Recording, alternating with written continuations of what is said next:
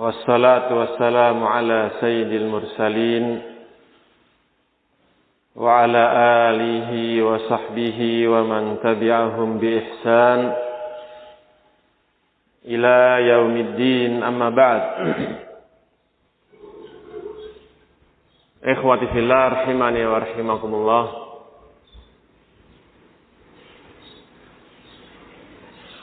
Nashkurullah subhanahu wa ta'ala daiman wa abada ala ni'amihi allati la tuhsa wa la tu'ad.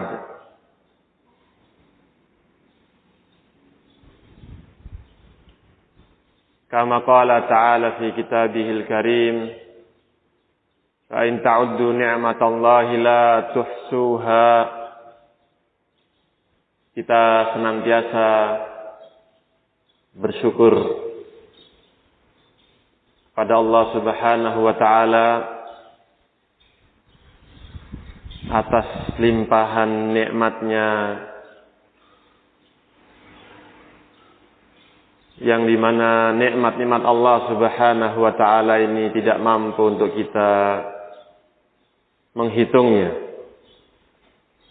Bagaimana firman Allah Subhanahu wa ta'ala yang artinya, kalau saja kalian berusaha untuk menghitung-hitung nikmat Allah, maka niscaya kalian tidak akan mampu. Maka di antara nikmat terbesar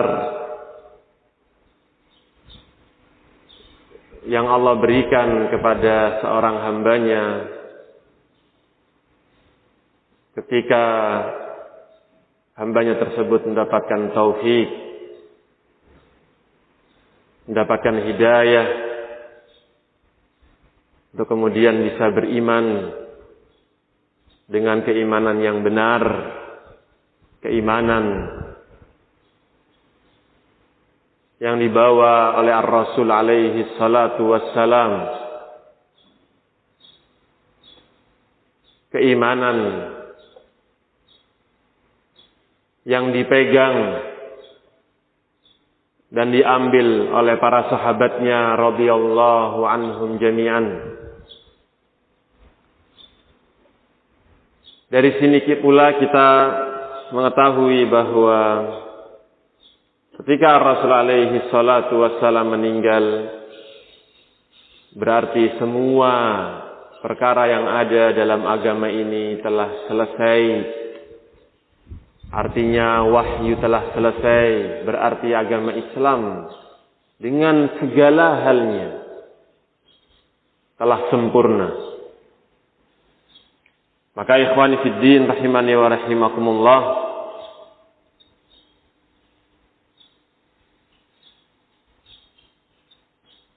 di antara cara untuk mendapatkan istiqomah atas nikmat yang besar ini, nikmat keimanan,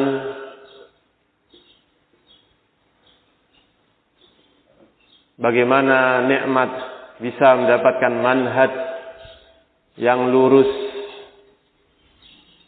manhaj yang dibawa oleh Ar-Rasul alaihi salatu wassalam dan para sahabatnya ini bisa terus dipegang, yaitu tentunya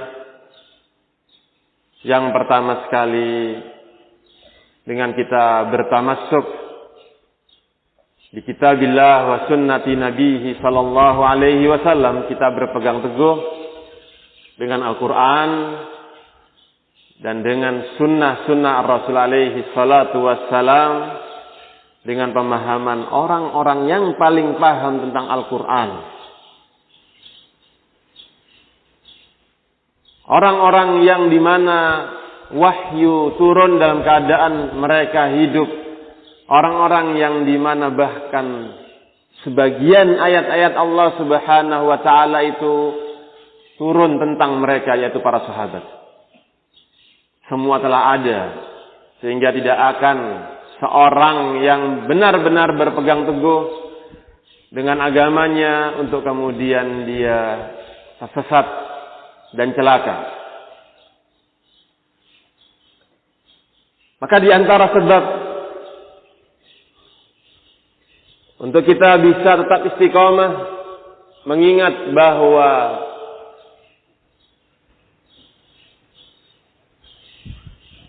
apa yang disabdakan oleh Ar-Rasul alaihi salatu wassalam tentang berbagai macam fitnah yang muncul,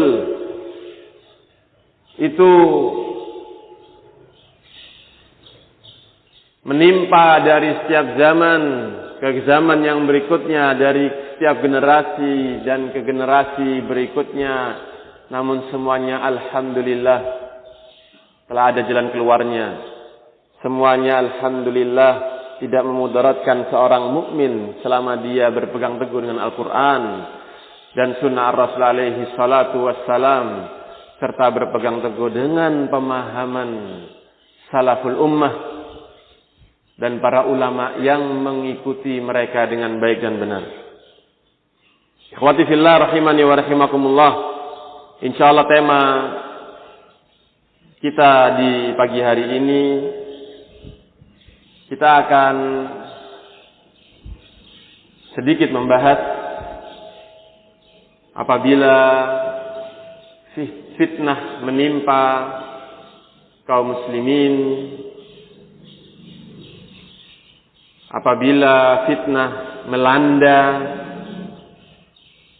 untuk kemudian apakah dibenarkan bagi setiap orang untuk kemudian senantiasa bersikap menghindar, bersikap menjauh, tidak mau ikut, tidak mau untuk kemudian berbicara,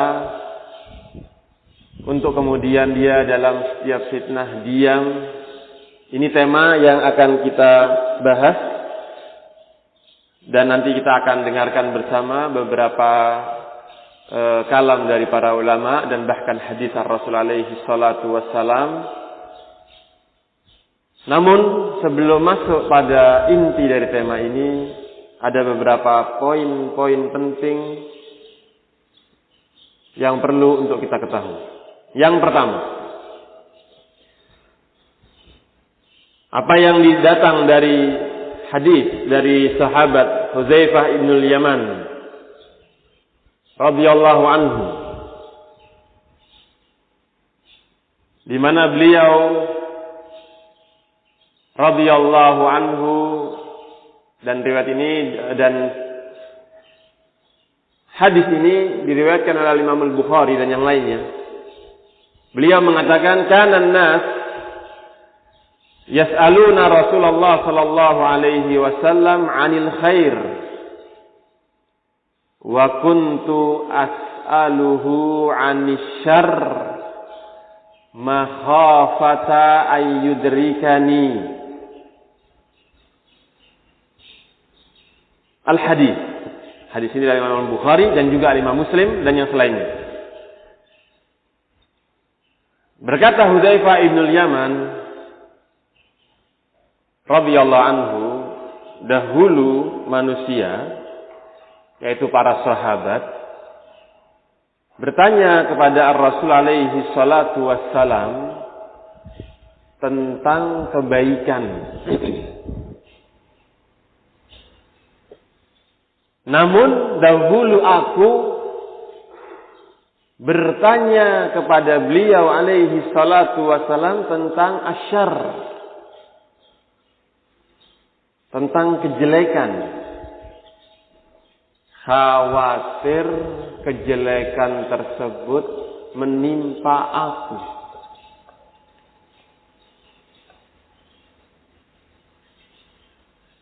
Dari hadis ini kita mengetahui betapa pentingnya seorang mukmin, terkhusus seorang sunni salafi, seorang ahli sunnah, dituntut untuk dia mempelajari kebaikan-kebaikan yang ada, dituntut untuk dia belajar, dia mengetahui bagaimana cara-cara untuk mendekatkan diri kepada Allah. segala ketaatan dan kebaikan-kebaikan yang bisa mendekatkan dia kepada Allah.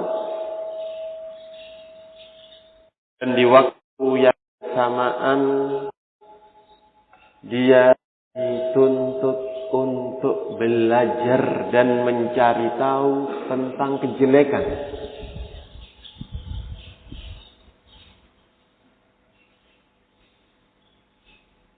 Mengapa? Coba lihat para sahabat bertanya tentang kebaikan. Ada sahabat yang lainnya juga bertanya tentang kejelekan. Di antaranya Hudzaifah ibn Yaman radhiyallahu anhu. Kata Hudzaifah ibn Yaman bertanya kepada Ar-Rasul alaihi wasallam, kejelekan ini sebelum jadinya kejelekan, sebelumnya syarr, agar ketika datang kejelekan tersebut dia sudah bisa mengetahuinya dan menghindar. Makanya ma'rifatu asy-syarr ini muhimmah. Pengetahuan kita tentang suatu kejelekan, suatu kesalahan, suatu keliruan, suatu kebatilan ini sangat penting. Tidak akan mungkin seseorang bisa istiqomah dalam tauhid ketika dia tidak mengenal kesyirikan. Tidak akan bisa seseorang istiqomah dalam sunnah ketika dia tidak mengetahui kebid'ahan.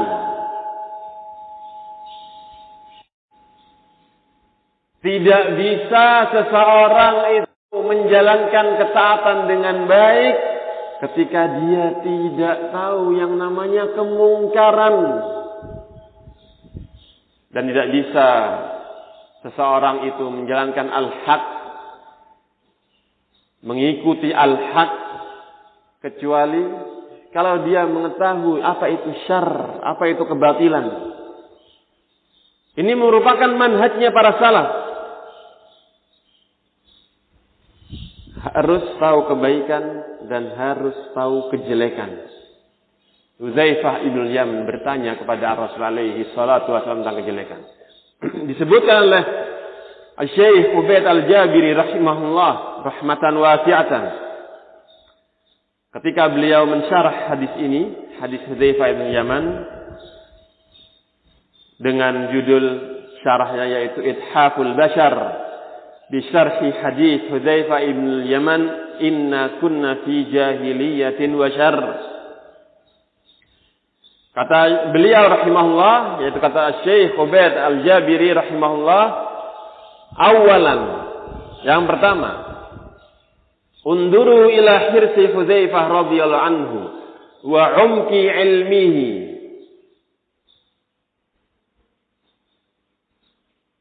Perhatikan bagaimana semangat Hudzaifah bin Yaman dan kedalaman ilmunya. Wa ghazarati basarihi wa basiratihi, dan bagaimana keluasan pandangan beliau, mata hati beliau. Kata Syekh Ubaid, kaifa sa'ala Rasulullah sallallahu alaihi wasallam amma yajibu hadruhu wa tawaqqihi minal umur alla yabin.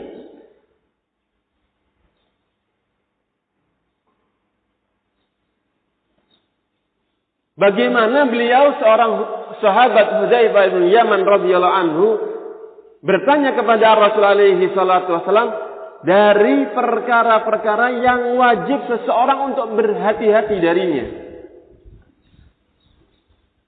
Dari perkara-perkara yang dimana seseorang untuk kemudian bisa membentengi dari kejelekan tersebut. Dari perkara-perkara yang tidak jelas. Kemudian kata Syekh Ubaid, min zalika annahu yajibu 'alal muslim an yahrisa ma'al hirs 'ala ma yanfa'uhu. Maka di antara faedah yang bisa diambil dari hadis ini, bagaimana wajib bagi seorang muslim untuk betul-betul bersemangat terhadap perkara-perkara yang bisa memberikan manfaat kepada dia. Kemudian Syekh Ubaid melanjutkan, kadzalika yahrisa 'ala ma yadurruhu fi dinihi. Coba kita perhatikan. Begitu pula wajib bagi seorang muslim untuk bersemangat mencari tahu perkara yang bisa memudaratkan agamanya. Sehingga manhaj Ahlus Sunnah wal Jamaah itu bukan hanya sekedar mengetahui al-khair. Bagi setiap orang yang belajar manhaj salaf, itu dituntut untuk juga mengetahui perkara-perkara kejelekan. Dalam rangka, sebagaimana disebutkan, ya, dalam pepatah Arab, arafna syarr la li syarr, walakin li tawaqqihi. Nah, kita mengetahui kejelekan bukan dalam rangka untuk terjun dan melakukan kejelekan tersebut, tapi dalam rangka berjaga-jaga agar kita tidak terjerumus dalam kejelekan tersebut. Sehingga pentingnya ikhwan untuk kita mengetahui kejelekan. Kata Syekh Hudzaifah bin Yaman, bersemangat untuk mencari tahu perkara-perkara yang bisa memudaratkan agamanya. Ma'rifatus syarr muhimmah. Mengetahui kejelekan itu perkara yang penting. Kemudian dari hadis ini Syekh Ubaid melanjutkan, kata beliau rahimahullah, "Tsumma madza yufidu sani'u Hudzaifah hadza radhiyallahu anhu." Kemudian apa yang bisa memfaedah dari perbuatan Hudzaifah ini radhiyallahu anhu? Kata Syekh Ubaid rahimahullah, "Innahu tanbih ila amrin yaghfalu anhu katsirun minan nas aw yuqassiruna fihi." Di situ ada sebuah tanbih, pengingat sebuah perkara yang dimana banyak dari manusia lalai dari perkara ini atau banyak kekurangannya dalam hal ini. Apa itu? Kata Syekh rahimahullah, wa dzalikumul amru huwa al-iltija ila ahli ilmi ma'rufin bisadadil manhaj wa salamatihi wa sihhatil mu'taqad wan nushi lil ummah wa man uturusukhan fil ilmi wa fikhan fi dinillah lianna ulaikal qaum hum ahlu mirasin nabi sallallahu alaihi wasallam. Kata Syekh Ubaid, ada tanbih dalam hadis Hudzaifah bin Yaman ini, di mana banyak manusia lalai atau bermudah-mudahan, banyak kekurangannya dalam perkara yang penting ini. Apa itu? Kembali kepada ahlul ilm, kembali kepada ulama yang dikenal dengan kelurusannya dalam bermanhaj, yang dikenal dengan akidahnya yang benar. Dikenal ulama ini sering memberikan nasihat kepada umat. Ya ikhwata, wahai saudara-saudaraku, perkara penting. Nah, untuk kita terus kembali kepada ulama yang dikenal dengan ciri-cirinya seperti ini. Suka memberi nasihat kepada umat. Untuk kemudian dikenal kebagusan dan kekokohannya dalam bermanhaj. Memiliki rusuh. Para ulama ini diberi rusuh oleh Allah Subhanahu wa taala, kekokohan dalam ilmu dan fikih terhadap agama ini. Karena mereka itulah orang-orang yang menjadi pewarisnya Ar-Rasul alaihi salatu wassalam. Kemudian beliau menyebutkan hadis tentang ulama itu adalah pewaris Nabi.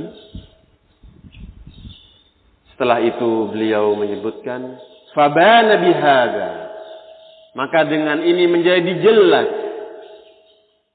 anna 'alal muslimin, wajib bagi kaum muslimin, idza nazalat bihim nazilah aw khafu amran yadurruhum fi dinihim an yaltaju ila ahli ilmi alladzina yuhsinuna al-fasla fil mu'balat wa hilal mushkilat wifqal kitab wa sunnah wa siratas salafis salih. Luar biasa kalam Syekh Ubaid hafizahullah. Menjadi jelas dengan ini wajib bagi kaum muslimin apabila menimpa kepada mereka perkara yang besar, fitnah, ketakutan, perkara yang membahayakan umat, atau mereka kaum muslimin khawatir terhadap perkara yang bisa memudaratkan mereka dalam agama mereka, untuk mereka kembali kepada ahli ilm, yang dimana ciri-cirinya ahli ilm ini mereka memang baik, memiliki kemampuan yang luar biasa dalam memutuskan perkara yang rumit, dalam menyelesaikan muskilah problema yang ada, yang bersesuaian dengan Alkitab wa Sunnah dan sirahnya, perjalanannya para salaful ummah. Ikhwani fiddin rahimani wa rahimakumullah, ini poin pertama yang perlu untuk kita ketahui, bahwa kita penting jangan hanya sekedar belajar kebaikan-kebaikan. Jangan hanya sekedar kita tahu masalah kebaikan-kebaikan, tapi penting juga kita untuk belajar mengetahui kejelekan dalam rangka berjaga-jaga tidak terjerumus dalam kejelekan tersebut. Ini yang pertama. Sebagaimana datang dalam hadis Hudzaifah bin Yaman yang sudah kita baca barusan. Yang kedua, poin kedua yang perlu untuk kita ketahui bersama, bahwa prinsip amar ma'ruf nahi mungkar itu tetap harus ditegakkan. Sekian hadis, ayat yang menjelaskan tentang prinsip ini, di antaranya firman Allah Subhanahu wa taala, kuntum khaira ummatin ukhrijat linnas ta'muruna bil ma'ruf wa tanhauna 'anil munkar wa tu'minuna billah. Kalian ini merupakan sebaik-baik umat yang dikeluarkan kepada manusia. Umat Islam merupakan sebaik-baik umat yang Allah keluarkan, yang Allah munculkan kepada manusia. Cirinya mereka kok bisa menjadi sebaik-baik umat? Cirinya yang pertama yang disebutkan oleh Allah Subhanahu wa taala, bahwa kalian ini memerintahkan kepada yang ma'ruf dan mencegah dari kemungkaran. Bahkan prinsip amar ma'ruf nahi mungkar ini bukan hanya berlaku kepada orang-orang pelaku kesyirikan, bukan hanya berlaku kepada ahli bid'ah, bukan hanya berlaku kepada orang-orang ahlul ahwa, bahkan sesama ahlul haq. Butuh terus ada nasihat, butuh terus ada saling amar ma'ruf nahi mungkar, bahkan kepada orang-orang yang mulia. Dan ini manhajnya salaf. Di sini akan bawakan sebuah kisah yang sebetulnya banyak kisah-kisah yang semisal seperti ini. Apa yang terjadi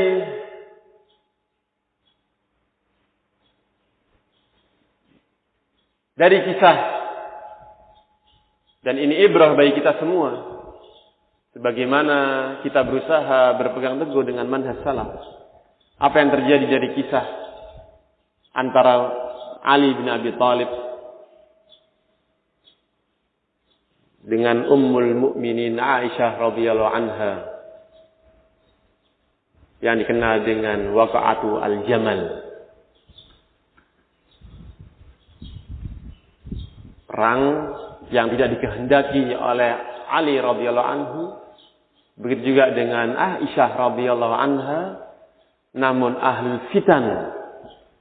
Nah, pada setiap fitnah berusaha terus akan menghembus-hembuskan, menimbulkan kekacauan dan yang lainnya. Tentunya kita mengetahui bahwa seorang wanita itu dituntut untuk berdiam diri di rumahnya. Waqarna fi buyutikunna. Kata Allah Subhanahu wa taala kepada istri-istri Ar-Rasul alaihi salatu wasallam memerintahkan untuk berdiam diri di rumah-rumah kalian. Maka keluarnya Aisyah radhiyallahu anha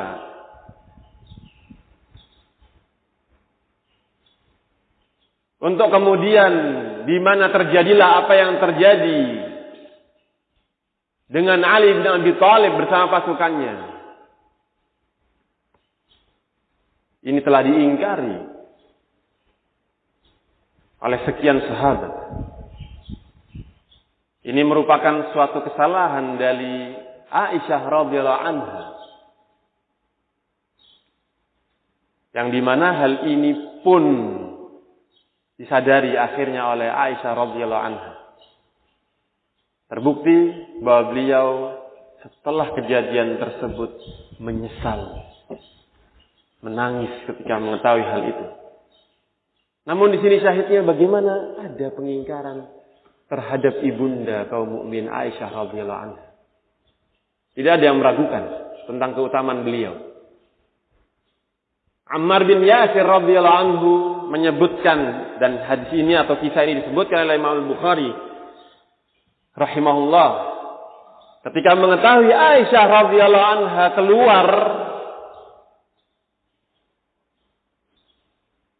Ammar bin Yasir mengatakan, wallahi innaha la zaujatu nabiyyikum sallallahu alaihi wasallam fid dunya wal akhirah, walakin Allah tabaraka wa ta'ala ibtalakum liya'lam iyyahu tuti'un am hiya. Allahu akbar. Kata Ammar bin Yasir radhiyallahu anhu kepada kaum muslimin yang hadir ketika itu, mengingatkan untuk kemudian jangan ikut bersama Aisyah radhiyallahu anha. Mengatakan, demi Allah, beliau merupakan istri Nabi kalian di dunia dan di akhirat. Artinya Aisyah radhiyallahu anha merupakan istri Rasulullah sallallahu alaihi wasallam di dunia dan juga di surga. Dari sini kita mengetahui bahwa istri-istri Rasul alaihi salatu wasallam telah dijamin surga oleh Allah Subhanahu wa taala. Kedudukan yang luar biasa tingginya. Afqahun nisa fi hadhil ummah. Perempuan yang paling faqih di umat ini. Tapi kita bisa melihat bagaimana manhaj salaf. Permasalahan bukan akhirnya kepada sosok. Permasalahan akhirnya adalah bagaimana seseorang itu berislam untuk kemudian al-haq ini yang diutamakan, sehingga ketika ada kesalahan tetap diingatkan kaum muslimin dari kesalahan tersebut. Walaupun kesalahan tersebut muncul dari seorang yang sangat mulia.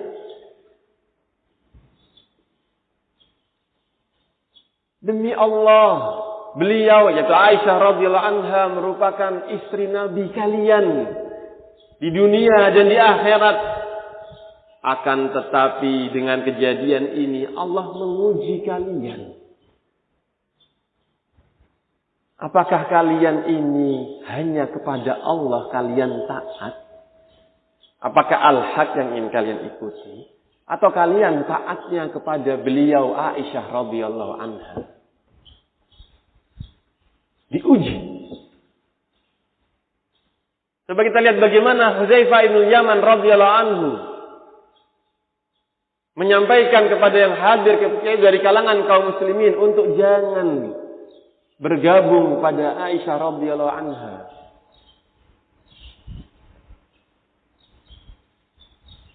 Bukan berarti manhaj salaf ini akhirnya ketika memuliakan orang-orang yang mulia, akhirnya menutupi kesalahan, tidak menjelaskan kesalahan. Bukan.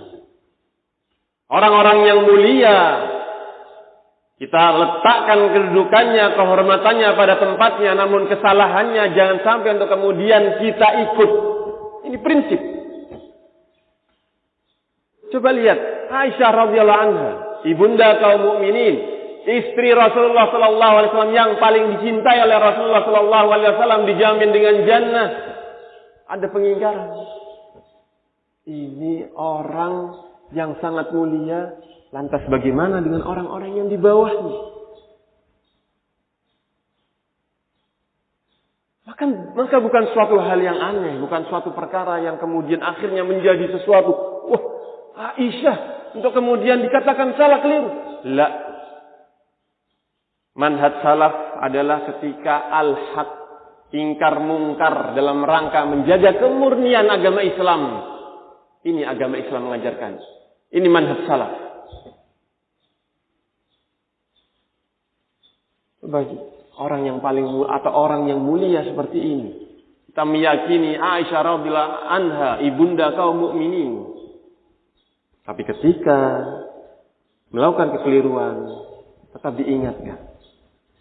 Nah, maka jangan sampai untuk kemudian disebutkan oleh Al-Alama Al-Muallimi dalam kitab beliau At-Tanqil, ya, penting. Ketika Al-Alama Al-Muallimi mengatakan bahwa hadis ini diriwayatkan oleh Imam Al-Bukhari dalam sahihnya dari jalan Abi Maryam Al-Asadi an Ammar, dari sahabat Ammar bin Yasir, dan diriwayatkan yang semisalnya dari jalan yang lainnya Abi Wa'il dari juga sahabat Ammar bin Yasir. Kata Syekh Al-Muallimi rahimahullah, falam yu'athir hadza fi katsirin minan nas. Bal ruya anna ba'dahum ajaba qailan fa nahnu ma'a man syahidta lahu bil jannah ya Ammar.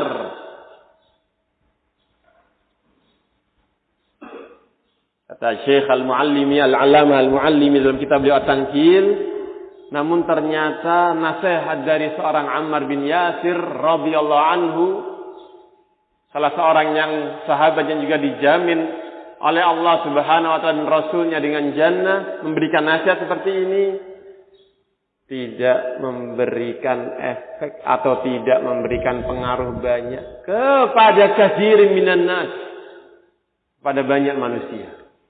Coba kita lihat, memang akhirnya apa yang Allah sebutkan dalam Al-Quran, dan memang kita meyakini bahwa Al-Quran itu hak. Wa in tuti' aktsara man fil ardh yudillukan sabil. Kalau kalian mengikuti kebanyakan manusia, itu bisa menyimpangkan kalian dari jalan Allah.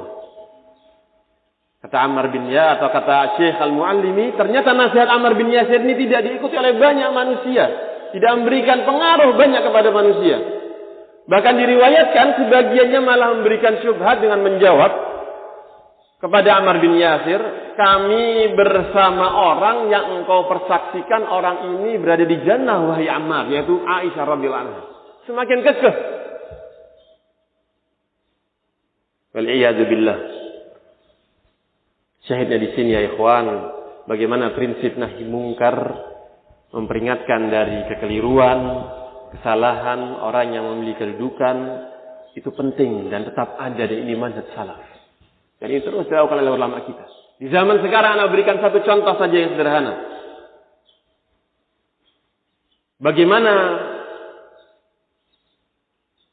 ketika beberapa waktu lampau Syekh Muqbil bin Hadi Al-Wadi'i rahimahullah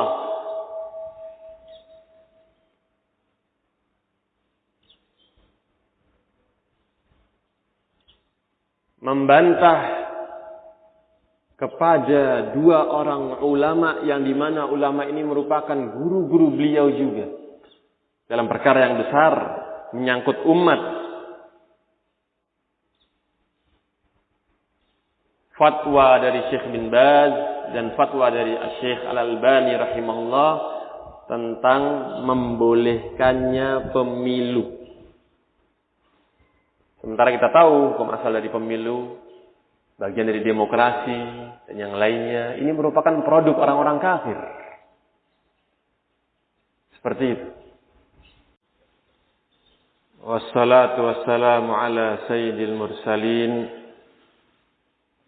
wa ala alihi wa sahbihi wa man tabi'ahum bi ihsan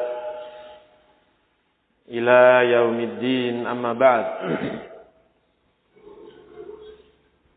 Ikhwati fillah rahimani wa rahimakumullah.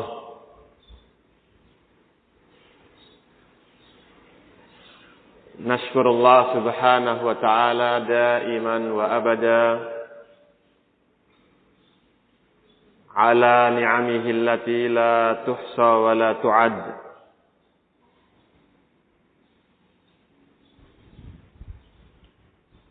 Kama qala ta'ala fi kitabihil karim, fa in ta'uddu ni'matallahi la tuhsuha.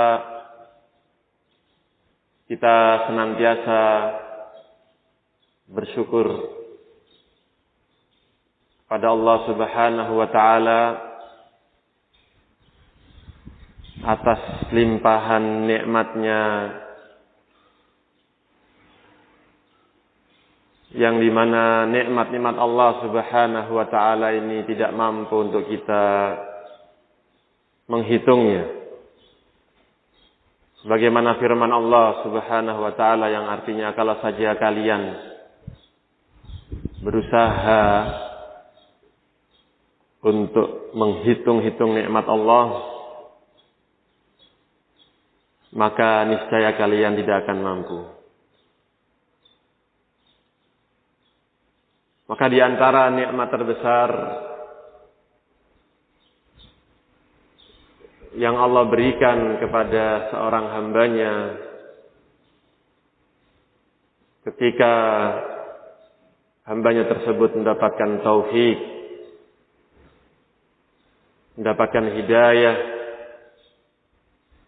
untuk kemudian bisa beriman dengan keimanan yang benar, keimanan yang dibawa oleh Ar-Rasul alaihi salatu wassalam, keimanan yang dipegang dan diambil oleh para sahabatnya radhiyallahu anhum jami'an. Dari sini pula kita mengetahui bahwa ketika Rasul alaihi salatu wassalam meninggal, berarti semua perkara yang ada dalam agama ini telah selesai. Artinya wahyu telah selesai, berarti agama Islam dengan segala halnya telah sempurna. Maka ikhwani fiddin rahimani wa rahimakumullah,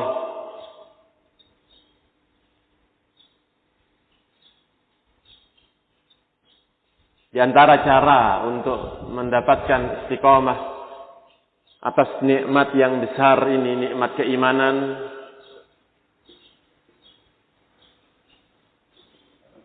bagaimana nikmat bisa mendapatkan manhaj yang lurus, manhaj yang dibawa oleh Ar-Rasul alaihi salatu wassalam dan para sahabatnya ini bisa terus dipegang, yaitu tentunya yang pertama sekali dengan kita bertamassuk di kitabillah wa sunnati nabihi sallallahu alaihi wasallam, kita berpegang teguh dengan Al-Quran dan dengan sunnah-sunnah Rasul alaihi salatu wassalam, dengan pemahaman orang-orang yang paling paham tentang Al-Quran. Orang-orang yang dimana wahyu turun dalam keadaan mereka hidup. Orang-orang yang dimana bahkan sebagian ayat-ayat Allah subhanahu wa ta'ala itu turun tentang mereka, yaitu para sahabat. Semua telah ada, sehingga tidak akan seorang yang benar-benar berpegang teguh dengan agamanya untuk kemudian dia tersesat dan celaka. Maka di antara sebab untuk kita bisa tetap istiqomah, mengingat bahwa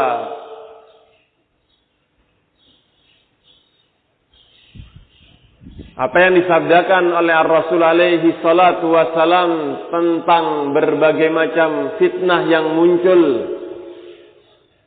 itu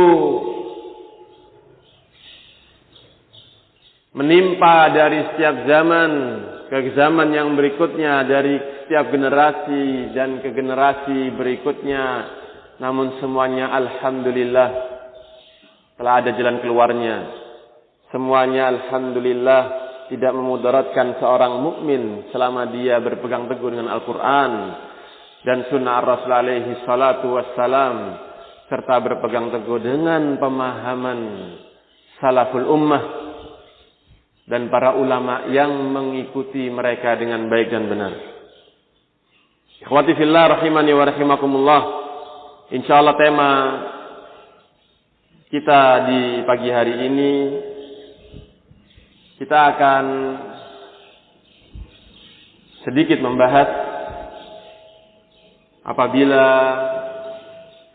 fitnah menimpa kaum muslimin, apabila fitnah melanda,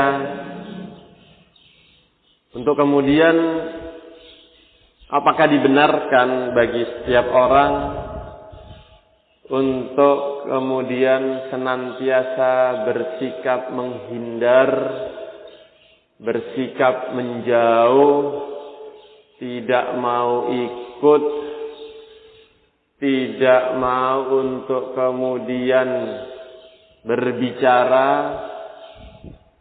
untuk kemudian dia dalam setiap fitnah diam.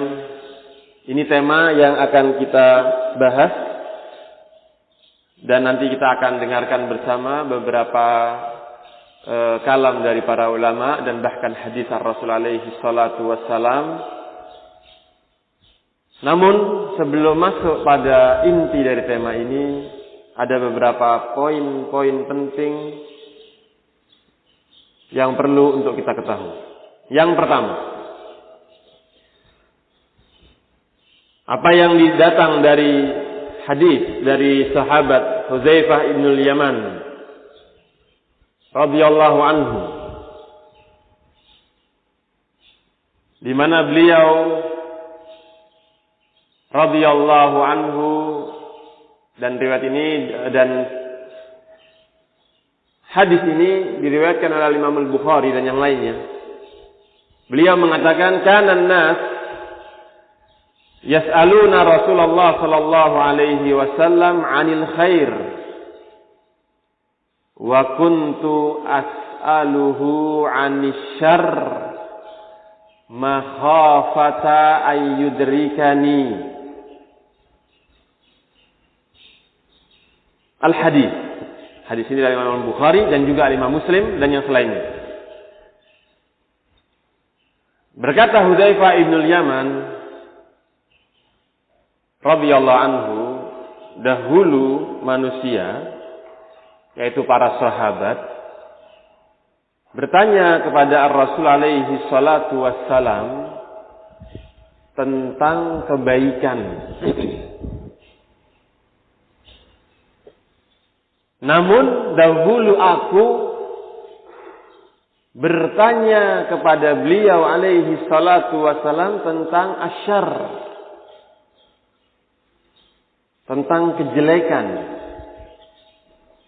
Khawatir kejelekan tersebut menimpa aku.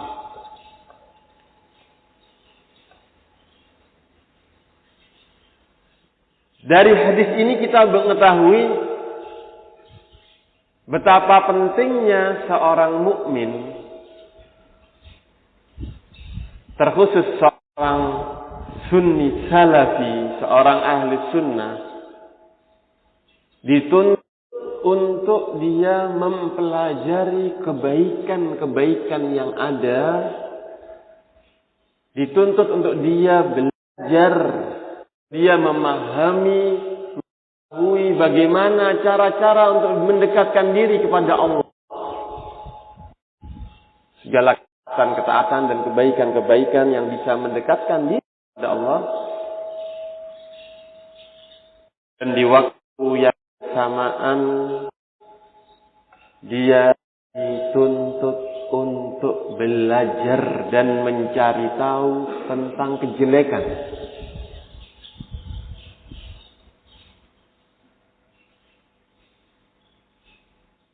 Mengapa?